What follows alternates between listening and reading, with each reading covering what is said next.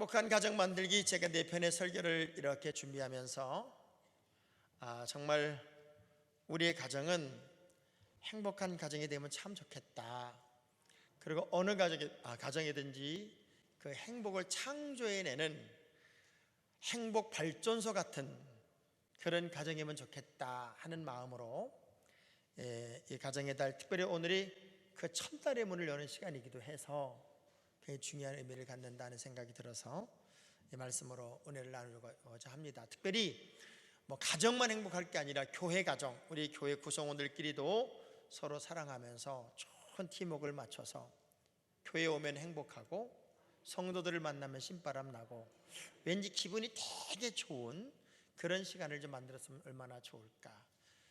제가 어제 저녁 늦게 아파트 제 사택을 들어가면서 깜짝 놀란 게 아파트 주차장에 차가 없어요. 다 놀러 갔어요. 제가 깜짝 놀라면서 야, 큰일 났다. 내일 이거 예배 시간에 얼마나 올까. 날이 좋아지고 들로선으로 갈 수 환경이 되니까 다 놀러 갔는데, 여러분들은 주의 성전으로 이렇게 놀러 와서 은혜도 받고 또 사랑도 경험하고 믿음도 나눌 수 있어서 얼마나 좋아요. 이렇게 훌륭한 분들과 옆에 앉았다는 것도 큰 은혜니까 우리 격렬하게 인사 한번 하겠습니다. 하이파이브를 하면서 저는 좋아지고 할 테니까 당신은 잘 돼가고 하세요. 그래가지고 시작. 좋아지고 있습니다.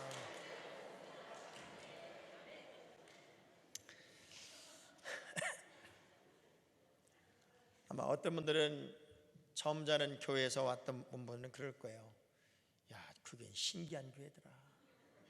예배 시간에 하이파이브도 하고 경건하지 않게. 여러분, 경건이란 가장 깊은 마음에서 사랑으로 우러나는 것이 경건이지, 그저 조용하고 겸손한 게 경건이 아닙니다. 내 안에 진정 그리스도의 사랑이 있는 것이 경건이고 그 사랑을 나누는 것이 경건이에요. 제가 행복한 가정 만들기 특별히 어린이집의 서문을 열면서 노아 가정 이야기를 좀 하려고 합니다. 노아는 3 아들이 있어요.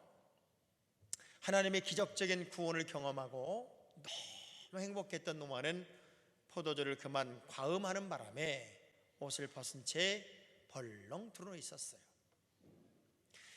한 아들이 그 아버지의 모습을 보고 이렇게 떠듭니다. 우리 아버지 빨개 벗고 있다. 술 취해서 지금 완전히 발가벗은 채로 기가 막힌 일을 벌이고 있어. 반면에 2 아들은 그 광경을 보고 몸을 뒤로 숨기면서 수치를 가린 채 조용히 뒷걸음쳐 나왔어요.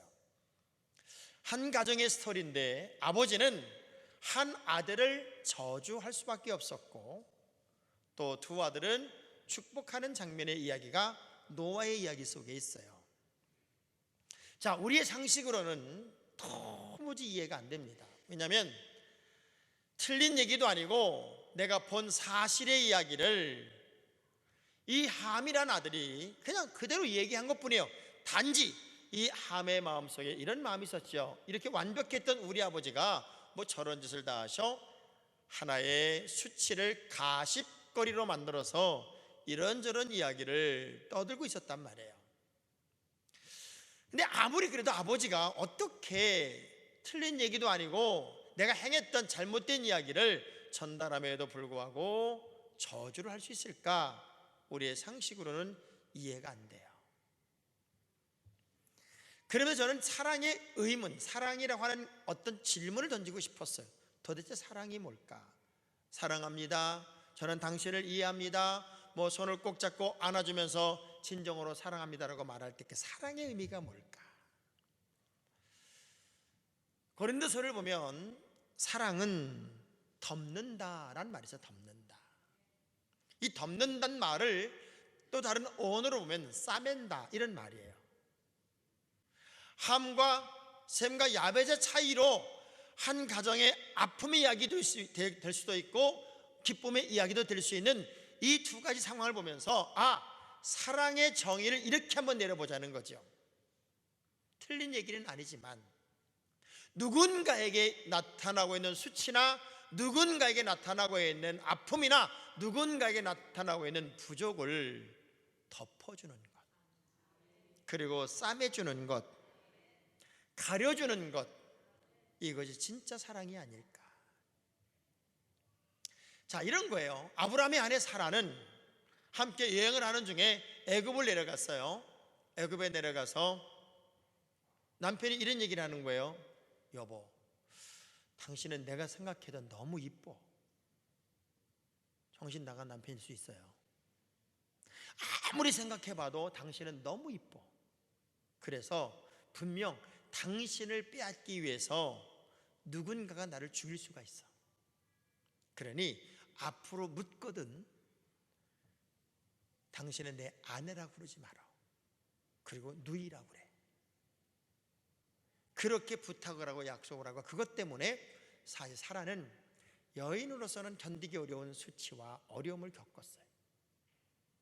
물론 하나님이 그때그때마다 극적인 상황은 면하게 해줬지만 남편의 자기 생명 하나 유지하겠다고 하는 그 이유 때문에 사실은 참 어려움을 겪은 거예요. 그러면 솔직히 여러분 같으면 뭐라고 그럴까요? 안 산다 인간아. 너 같은 인간하고는 안 산다. 그래, 네 목숨 하나 구하자고 나를 버리고 나를 그렇게 어려움 속에 만들고 그렇게 수치를 당하게 만드냐? 그게 신랑이냐 인간아? 그래야 되는데 이 사라는요 다 덮어요. 다 덮고 다시 되묻지도 않고 다 덮은 채 그냥 아브라함을 따라 나와요. 진정한 사랑은 덮는 거예요. 싸매는 거예요. 그리고 가려주는 거라고요. 근데 애석하게도 함은 아버지의 수치를 단지 가십거리로 여겨서 여기저기 까발리고 다녔단 말이에요. 그것이 아버지지만 함의 후손을 저주하지 않으면 안 되는 기가 막힌 상황까지 됐어요. 부모의 수치를 가리는 자녀, 또 부모의 아픔을 덮어주는 자녀, 그런 자녀들이 가득한 가정이라면 얼마나 행복한 가정일까. 저는 시편 127편을 이렇게 묵상하면서 야, 멋있다, 그런 마음이 확 들어왔어요. 왜 멋있냐면 솔로몬이 성전에 올라가면서 불렀던 노래를 이제 정경으로 채택한 게 시편 127편이에요. 솔로몬의 인생을 살아가면서 얻을 것 가질 것 다 가진 사람이고 누릴 것 다 누려본 사람이고 이 세상에 어떤 사람도 가질 수 없는 것들을 다 가져본 사람, 그야말로 최고의 삶을 살았던 사람이에요. 그런데 이 사람의 마지막 결론이 뭐냐면 다 헛되다, 다 헛되다 하는 것이었어요. 그런데 시편 127편 1절부터 3절의 말씀 보면은 세 번에 걸쳐서 헛된 이유를 설명합니다. 하나님께서 집을 세우지 않으면 헛된 것이고, 아무리 파수꾼이 성을 지킨다고 해도 하나님이 지켜주지 않으면 헛된 것이고, 내가 아무리 수고하고 아무리 노력하고 아무리 애를 써도 하나님이 지키지 않으면 그 수고에 떡을 먹는 것도 헛된 것이다. 그러면 여기서 아주 중요한 정답이 나와요. 여러분의 인생에 있어서 가장 행복한 가정은 무엇으로부터 출발하느냐? 하나님이 세우는 집이 되야 된다. 시편 127편에서 배우는 가장 멋진 지혜는 뭐냐면 하나님이 개입되지 않은 모든 삶은 헛되다 하는 것이에요. 저는 여러분의 노력도 수고도 그리고 모든 삶의 애착도 헛되지 않고 정말 아름다운 삶의 내용으로 이어졌으면 좋겠습니다. 그러면서 진정한 가정, 행복한 가정의 자녀들은 어떤 모습일까?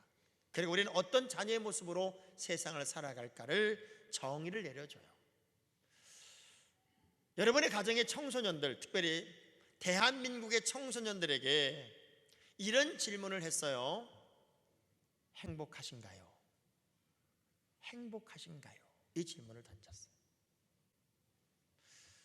대한민국 청소년들을 향하여 당신은 행복할까요? 라고 질문을 던졌을 때 애석하게도 OECD 국가 중에, 전 세계 OECD 국가 중에 행복 지수가 가장 떨어지는 나라가 대한민국 청소년들이었습니다. 그러니까 지금 여러분이 기르는 중고등부 아이들에게 너 행복하니? 이렇게 질문하면 아니, 하나도 안 행복해. 그래서 행복 지수를 정의를 내렸을 때 OECD 국가 중에 꼴찌가 우리나라 청소년들이고, 어쩌면요 가난한 나라 아이들은요 밥만 먹여줘도 행복해요.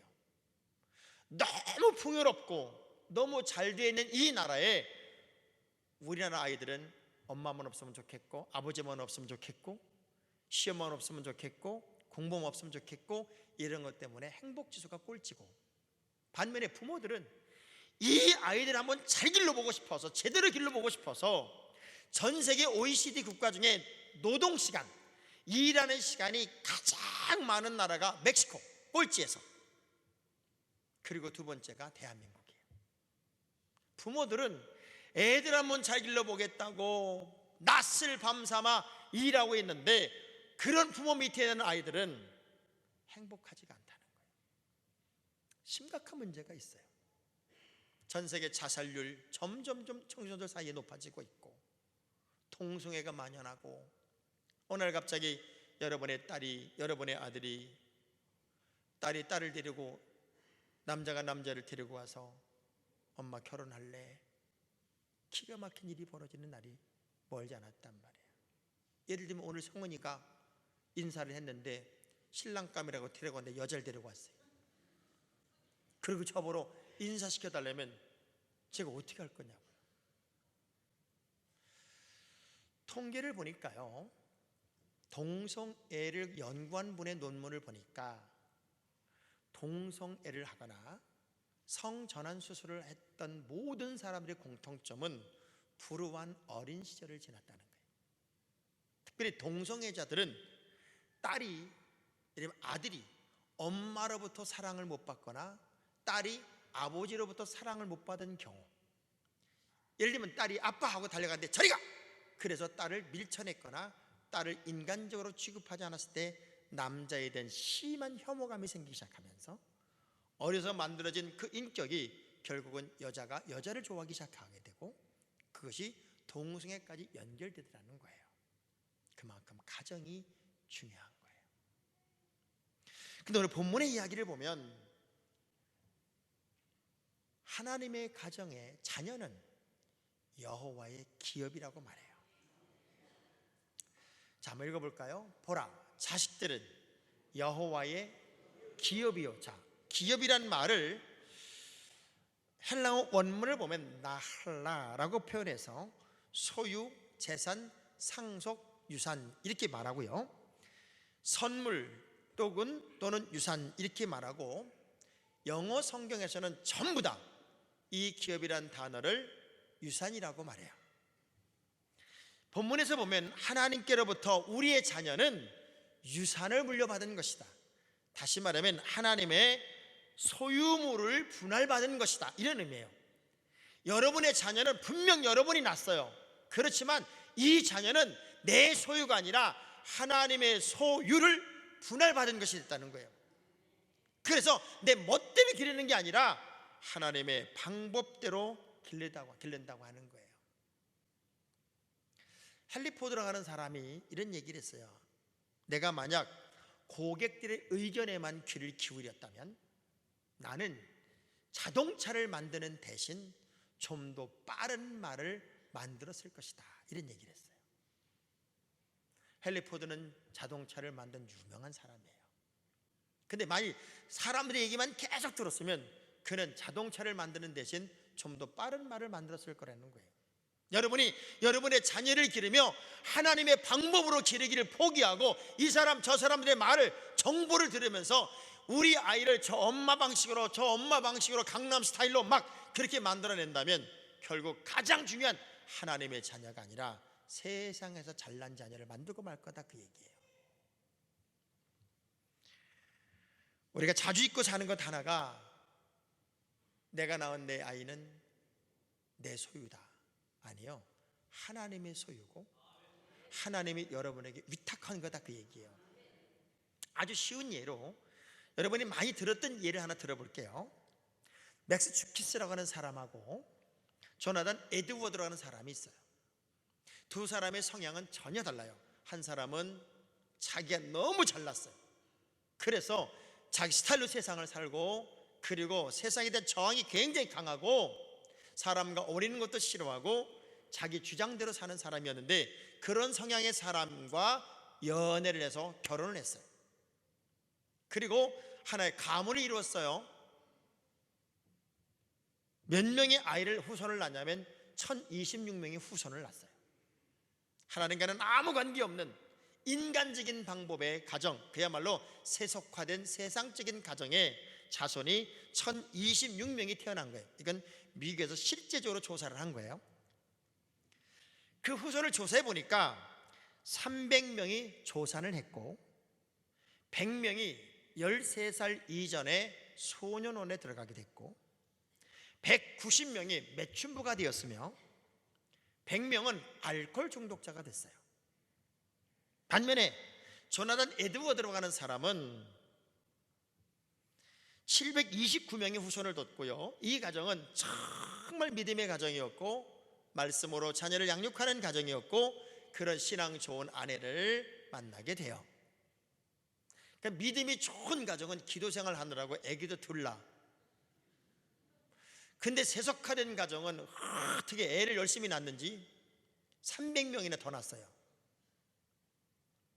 근데 놀라운 건 729명의 후손 중에 300명이 복음 전도자가 되고요, 65명이 대학 교수가 됐고 13명이 대학교 총장이 됐으며 60명이 유명한 책의 저자가 되고 3명은 미국의 하원 의원이 되고 1명의 부통령이 나왔어요. 오늘은 잘 몰라요. 그러나 하나님의 방법으로 우리의 자녀를 믿음의 방법으로 기른다면 자손 1000대까지 하나님의 복이 유통이 된다는 약속의 말씀은 오늘도 여전히 유효한 말씀입니다. 시편 115편 14절의 말씀을 보면 시작. 여호와께서 너희를 곧 너희와 너희 자손을 더욱 번창하게 하시기를 원하노라. 하나님의 소원이 있더라고요. 하나님의 소원은 뭐냐면 너와 너의 자손이 번창하기를 원하고 있어요. 누가? 하나님께서. 그러면 부모와 자식이 연결되어 있는 것이지 분리되어 있는 게 아니란 말이에요. 자녀를 달란트라고 생각해 보자는 거예요. 맡겨진 달란트를 더 많이 남기면 하나님의 칭찬이 있겠지만 그 맡겨진 달란트를 그대로 유지하고 있으면 오히려 혼이 났고 있는 것마저도 뺏겼어요. 여러분의 자녀는 하나님의 선물이고 하나님의 유산이고 하나님의 기업이어서 내 마음대로 하면 안 된다고. 제발 이런 말 하지 마세요.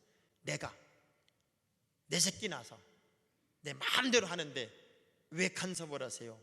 제발 그러지 말라고요.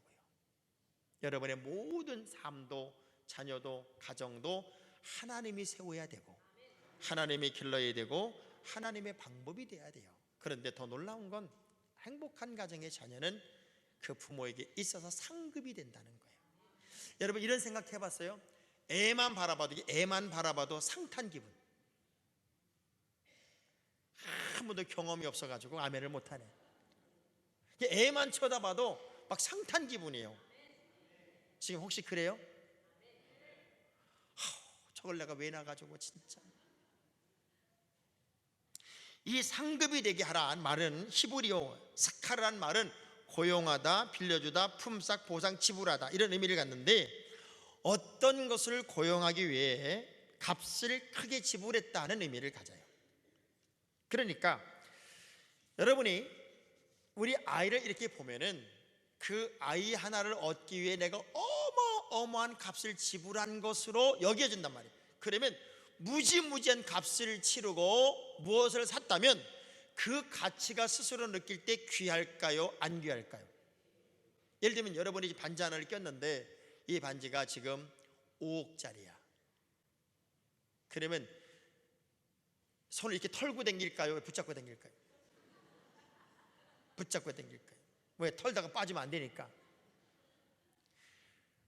그냥 바라만 봐도 귀한 거예요. 바라만 봐도. 그래서 정말 행복한 가정의 자녀는 상급이다.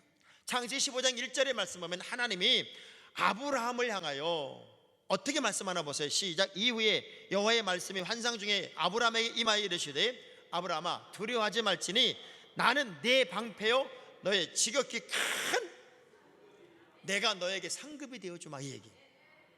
하나님만 바라봐도 상 탄 기분, 어마어마한 상을 탄 기분, 뭔가 가치를 엄청나게 지불하고 얻은 행복, 이것이 있단 말이에요. 지금의 여러분의 자녀들을 놓고 목사님 저는 희망이 없어요, 우리 애는요 방법이 없어요, 저거 어떻게 될지 저는 걱정이에요. 여러분 절대 조급하지 마세요. 제가 정말 부탁합니다. 절대로 조급하지 마세요. 공부를 안 해요, 속을 새겨요. 여러분도 그랬어요. 여러분도 어지간히 공부 안 했어요. 솔직히 옆 사람한테 물어보세요. 공부 잘했어? 물어봐봐요. 여러분을 생각하면 걱정할 거 하나 없는 것은 나도 참 공부 안 했는데 이렇게 된 거 보면 괜찮은 사람이잖아요. 여러분들이 아닌 척하는 것 좀 봐봐요. 아닌 척. 제가 왜 이 이야기를 하냐면 하나님이 우리 아이들을 어떻게 빚을지 몰라요. 저는 우리 둘째를 보면서 늘 그런 생각을 해요. 그렇게 공부 안 하고 고등학교 1학년 1학기까지 숙제 한 번 안 해간 아이를 학교에서 매일 전화 오지요. 왜 숙제 안 해가는데 부모가 참견 안 하냐고. 걔는 원래 사명이 숙제 안 하는 사명이랍니다. 그래서 선생님 때려주세요, 혼내주세요. 하도 웃기니까 때리지도 못해요. 저는 한 번도 그렇게 불안하지 않았어요. 네가 좋은 대학을 가든 좋지 못한 대학을 가든 네가 걸어갈 내 인생에서 나는 너에게 부모로서 공부하고 싶다면 마음껏 지원할 것이고, 그러나 내가 자라는 동안에 부모로서 해야 할 역할은 빗나가지 않게 내가 너의 경계선과 울타리 역할을 해주마. 그리고 믿음의 길을 바로 가도록 아빠는 너를 늘 믿어줄게. 이 한마디가 그렇게 공부 안 하고 자기 스스로 하는 얘기예요. 난 아빠 한국에 계속 있었으면 워낙 말을 잘해서 다단계 강사를 했거나 아니면 폐인이 됐을 거야.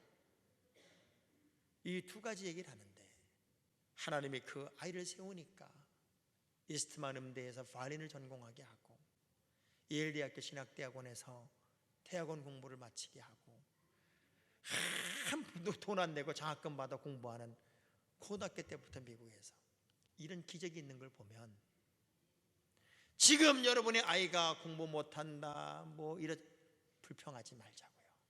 옆 사람 악수하면서 좀 기다려요. 좀 기다려.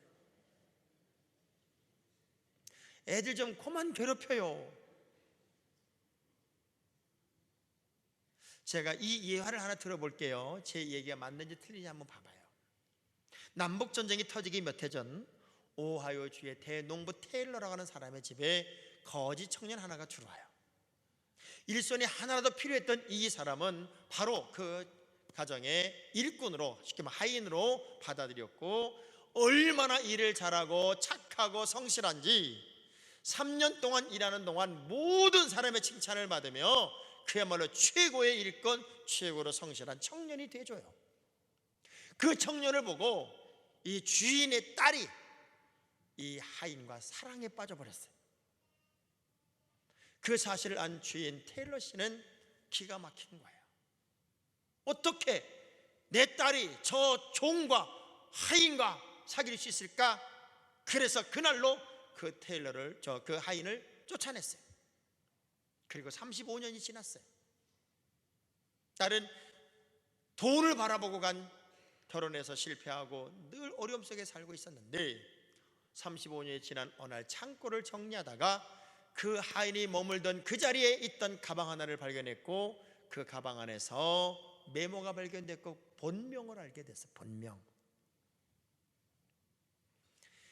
그 본명을 보면서 이 주인 테일러 씨는 깜짝 놀랐어요. 제임스 A. 가필드. 당시 미국의 대통령이었던 거예요. 35년 전 내 사랑하는 딸과 연애를 했던 하인이 35년 전에는 하인이어서 내가 내쫓았는데 35년이 지난 지금 보니 이 나라를 다스리고 있는 대통령이 되어 있단 말이에요. 얼마나 가슴을 쳤을까요? 그냥 내버려뒀으면 영분이 되는 거였는데, 자녀만 바라봐도 상탄 행복, 자녀만 바라봐도 뭔가 엄청난 값을 치르고 얻은 최고의 보화, 이런 것을 느낄 수 있는 행복감을 여러분이 느끼고 있다면 그것처럼 큰 행복이 어디 있겠어요? 저는 마지막 이 장면이 참 감격스러운 거예요. 마치 자녀는 장사의 수중에 담겨있는, 화살통에 담겨있는 화살 같다. 화살. 이전의 시대는요, 아이 많은 게 노동력이고 아이 많은 게 힘이에요. 그 가족이 많은 게 힘이었고, 가족이 많은 게 또 부자였고, 가족이 많은 게 가장 소중한 자산이었다고. 그래서 아이 많이 낳는 게 최고의 행복이었어요. 그래서 그런 표현을 해요. 장사의 수중에 화살통에 화살이 많이 꽂혀 있으면 마치 장군을 지키는 힘이 있는 것처럼, 그렇게 자녀들이 어느 시점이 되면 부모를 지키는 위치, 부모를 지키는 사람, 가정을 지키는 위치, 가정을 지키는 사람으로 자녀들이 떡떡떡 서 있어야 된다는 거예요. 가끔가다 저는 그런 행복을 느끼죠. 우리 아이가 콩쿠르에 1등을 하거나 아니면 좋은 어떤 열매를 냈을 때 부모로서 굉장히 뿌듯함을 느껴요. 어제도 어떤 분이 우리 큰아이 CD의 은혜를 받았다고 1000개를 사게 돼. 1000개. 나는 여러분이 안 놀라서 내가 놀랬어요. 1000개 CD를 보내달라는 거예요. 1000개. 1000개면 1000만 원이에요. 그게 쉬운 게 아니잖아요. 그런 상황을 보면서 괜히 내가 속으로 그러는 거예요. 이 녀석 꽤 괜찮은 녀석이네. 부모에게 있어서 가정을 지키는 어느 날 아이의 모습으로 이렇게 남아있다면 얼마나 그 가정은 행복할까.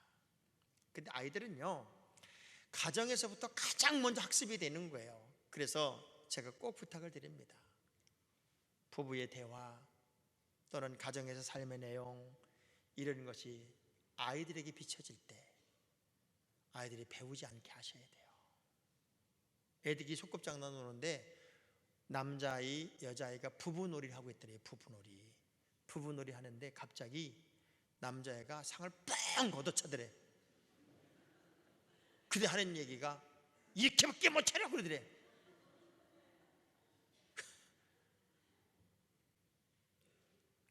딸들끼리 이렇게 놀고 있는데, 또 친구들이서 놀고 있는데 막내둥이 하나를 빼놓고 놀더래요. 그래서 엄마가 얘기를 한 거예요. 얘야, 왜 막내는 빼놨어? 같이 좀 데리고 놀아. 아니, 너무 어려서 재미가 없어. 그래도 데리고 놀아. 그러고 나갔다 오니까 여전히 빼놓고 지들끼리만 놀고 있더래요. 그래서 막내를 불러서 언니가 안 놀아줬니? 그랬더니 아니야, 놀아줬다 그러더래요. 근데 너무 같이 안 있어. 그때 이 막내둥이 하는 얘기 좀 봐요. 언니가 나는 우리 집 가정부래. 근데 오늘은 노는 날이래. 그래서 너는 오늘 노는 날이니까 바깥에 가서 놀아 그랬다는 거예요.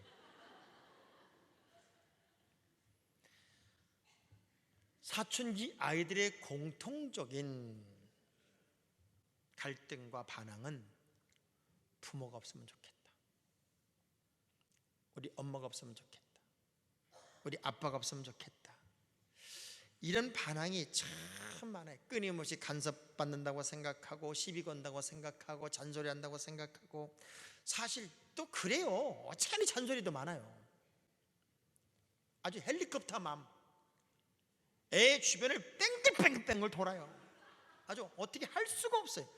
요즘은 군대까지 간 아이한테도요, 요즘은 다또 군대에서도 내 몸 안에 전화가 하나씩 있어, 핸드폰에. 매일 전화 걸고 부대장에 전화 걸어서 우리 애는 얘 이거 시키지 마라, 이건 안 먹으니까 먹으라고 그러지 마라. 그 헬리콥터 맘이요 부대 주변을 매일 뺑뺑 돌고 있대요. 그래서 강남의 부잣집 아들이 휴가를 내주니까 집에를 못 찾아가가지고 고참이 데려다 줬대잖아요. 참 어려운 시대를 삽니다. 엄마들, 특별히 엄마들 정신 바짝 차려봐봐요. 옆 사람한테 물어봐요. 왜 그러는 거야? 한번 물어봐봐요. 왜 그러는 거야? 아무리 귀하고 소중하지만 이 아이가 언젠가는 세상을 혼자 살 수 있는 방법으로 자랄 수 있도록 해줘야 될 거 아닙니까? 그래서 부모를 오히려 지키는 자녀가 되게 해줘야 되는데 평생 부모가 지키는 아이로 남게 하면 안 된다는 거죠. 자, 요셉의 이야기를 제가 해볼게요. 야곱이 죽으면서 요셉과 형제들 사이가 너무 안 좋았던 사이였고 또 요셉을 갖다 팔았던 사이였으니까 이런 부탁을 해요. 아버지가 있는 동안은 그 아버지가 형제들을 지켜주는 것이고 형제들 간의 갈등이 없기를 바라는 마음에서 늘 얘기하죠. 내가 죽어도 내 형제들을 좀 지켜주렴. 내가 죽어도 원수는 갚지 말렴. 내가 죽어도 끝까지 사랑해 주렴. 그런 부탁을 야곱이 살아있는 동안에 요셉에게 하는 거예요. 왜? 그 형제들 때문에 애굽에 팔려갔고 구덩이에 던져졌고 감옥에 갇혔고 정말 살 수 없는 환경에서도 그래도 끊임없이 살아서 애굽의 국무총리가 된 사람이 요셉이잖아요. 원한을 생각하면 아버지만 없어져 봐라, 저것도 그냥 가만 안 둔다, 이런 마음이 들겠지만 아버지가 딱 죽고 나니까 형제들이 벌벌벌 떠는 거예요. 아버지 죽었으니 이제 우리를 가만두지 않을 거야. 그러면서 찾아와서 아버지가 그러는데 아버지가 돌아가셔도 우리 잘 지켜주라고 그랬대는데 우리 잘 지켜줄 거야 하고 형들이 와서 부탁을 해요. 그러니까 요셉이 막 울어요. 막 울면서 이런 얘기를 해요. 창세기 50장 21절 22절입니다 시작.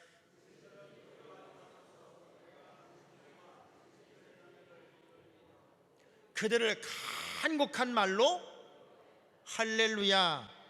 자, 이걸 좀 더 쉽게 설명해 볼게요. 그러니 두려워하지 마십시오. 내가 형님들의 아이들을 돌봐 드리겠습니다. 이처럼 요셉은 형들을 안심시키고 형들에게 따뜻한 말을 해 주었습니다. 이렇게 표현됐어요. 한 가정에 아이 하나가 잘 되니까 가문을 지켜요. 그 가정을 지키더라고요. 가장 행복한 가정의 자녀는 하나님이 주신 선물이라는 사실을 인식하는 자녀, 이 아이가 하나님의 상급이라는 사실을 아는 자녀, 그리고 이 자녀가 가문을 지킬 수 있고 가정을 지킬 수 있는 그런 위치로, 인물로 서도록 기르는 부모, 이런 가정의 자녀가 가장 행복한 자녀가 되고 행복한 가정이 되더라고 하는 겁니다. 아마 다음 주쯤에 제가 이 영상 하나를 보여줄 텐데요, 어떤 광고 영상이에요. 광고 영상에 밥을 먹다가 딸내미 하나가 아버지랑 둘이 사는데 펄떡 일어나요. 그래서 소리를 팍 질러요. 뭐라고 하냐면 아빠가 나에게 해준 게 뭐가 있는데, 이러고 소리 질러요. 아빠가 나에게 해준 게 도대체 뭐가 있는데. 많은 아이들이요 이런 얘기 쉽게 합니다. 근데 우리 부모 입장에서 정말 애들에게 우리가 해준 게 없을까요? 그 말을 듣는 부모들 가슴이 찢어져요. 지금 여기 있는 여러분들에게 누군가가 와서 다 이런 질문 해봅시다. 왜 사세요? 왜 사시는 거예요? 왜 이렇게 열심히 사세요? 이렇게 물으면 모든 부모가 100% 이 대답합니다. 애들 때문에요.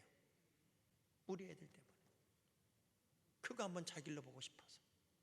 근데 애들은 그렇게 말해요. 도대체 아빠가 나한테 해준 게 뭔데?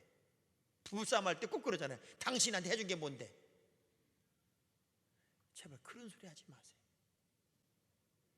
무지하게 해줬어, 무지하게. 그것처럼 상대방의 가슴을 찌르는 고통이 없다고. 다음 주 이 영상 제가 끝까지 다 보여드릴 거예요. 근데 얘가 나이가 들어가면서 아빠를 알기 시작하고 아빠를 느끼기 시작하면서 어느 날 아빠 기억으로 다가오는 거예요. 눈물 없이는 못 보겠더라고.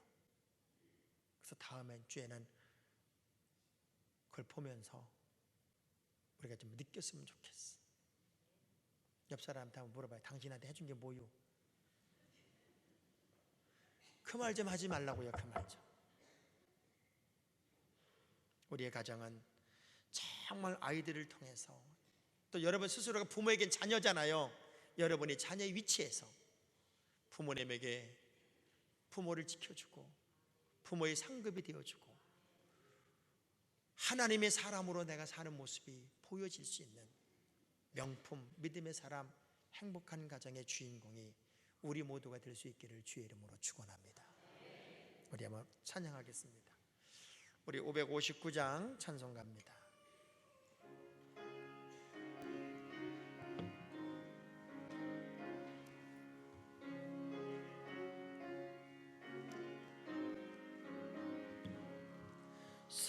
사천의 봄바람 불어일고 하나님 아버지 모셨으니 믿음의 반석도 든든하다. 우리 집 즐거운 동산이라. 고마워라 임마누엘, 예수만 섬기는 우리 집. 고마워라 임마누엘, 복되고 즐거운 하루하루. 어버이 우리를 고이시고 동기들 사랑에 뭉쳐있고 기쁨과 서름도 같이 하니 한간에 쪼가도 천국이라. 고마워라 임마누엘, 예수만 섬기는 우리 집. 고마워라 임마누엘, 복되고 즐거운 하루하루. 아침과 저녁에 수고하여 다 같이 일하는 온 식구가 한 상에 둘러서 먹고 마셔. 여기가 우리의 낙원이라. 고마워라 임마누엘, 예수만 섬기는 우리 집. 고마워라 임마누엘, 복되고 즐거운 하루하루. 우리 두 손을 가슴에, 두 눈을 감겠습니다.